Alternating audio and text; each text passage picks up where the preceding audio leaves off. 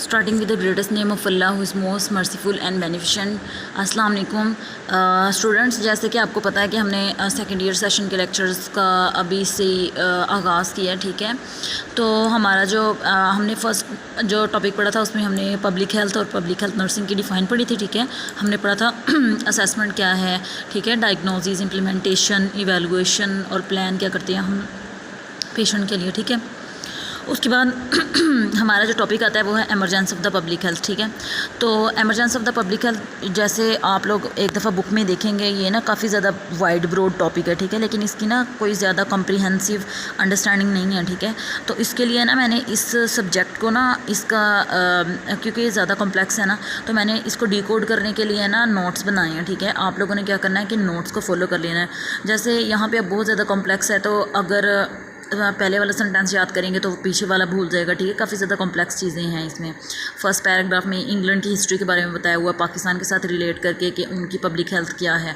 Mainly public health का मतलब ये है कि जैसे कोई भी डिजीज़ वगैरह हैं वो ट्रांसमिट हो रही हैं, ठीक है, उनको हमने कैसे अवेयरनेस के थ्रू कंट्रोल करना है। जैसे फैमिली प्लानिंग सर्विसेज हैं, वो हमने लोगों को कैसे समझाना है, लोगों की एजुकेशनल बैकग्राउंड के लेवल के ऊपर आके, उनके सोशो इकोनॉमिक स्टेटस के ऊपर आके हमने लोगों को कैसे अवेयर करना है कि कैसे सैनिटरी कंडीशंस का बताना है, ठीक है।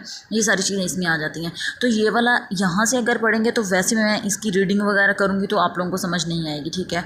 तो मैंने इसको ये सारा जो एमरजेंसी ऑफ पब्लिक हेल्थ है इसको मैंने डिकोड किया है। वैसे ये इतना ज़्यादा इंपॉर्टेंट टॉपिक नहीं है, लेकिन आप लोगों ने सब्जेक्ट के पॉइंट ऑफ व्यू से कर लेना है, ठीक है, क्योंकि ये एमसीक्यूज़ इसमें से आते हैं, ठीक है, और फिल इन द ब्लैंक्स आती हैं जो कि बहुत ज़्यादा टफ होती हैं, उसको करना काफ़ी ज़्यादा मुश्किल होता है, ठीक है।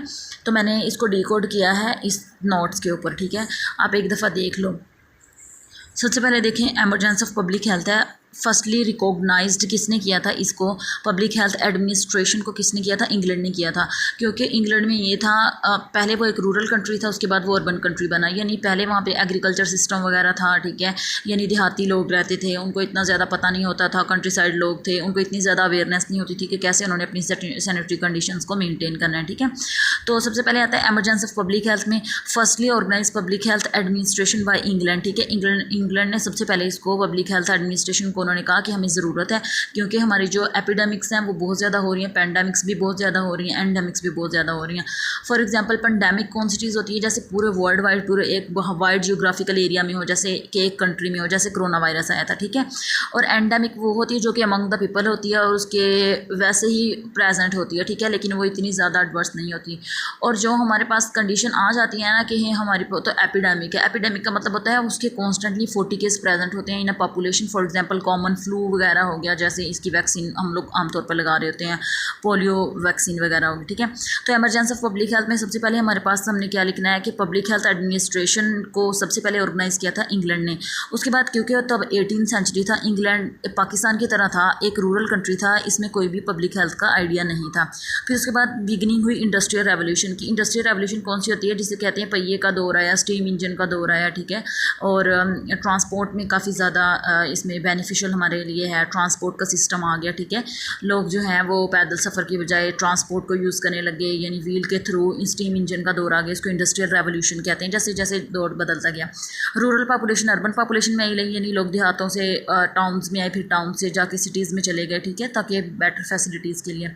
उन्होंने कहा है कि house hold system was poorly established. यहाँ पे जो हाउस होल्ड सिस्टम को पुअरली इस्टेब्लिश्ड बोला हुआ है वो इसलिए बोला हुआ है क्योंकि जैसे वो अर्बन कंट्रीज़ में आए वहाँ पे काफ़ी ज़्यादा स्ट्रीट्स क्योंकि वहाँ पे पॉपुलेशन का क्राउड ज़्यादा होता है, ठीक है, लोग तंग तंग घरों में रहते हैं, और जैसे ऐसे रहते हैं जैसे कि हम लोग कह सकते हैं ना बिल्कुल साथ साथ होते हैं, ओवर क्राउडिंग होती है, बिग फैमिलीज़ होती हैं, ठीक है, बच्चे भी उनके साथ ही रह रहे होते हैं, बास टाइम तो एक ही रूम होता है घर में, पूरली वेल वेंटिलेटेड होता है, ठीक है। फिर उसके बाद 30 to 40% कोलेरा एंड टाइफाइड के केसेस आए।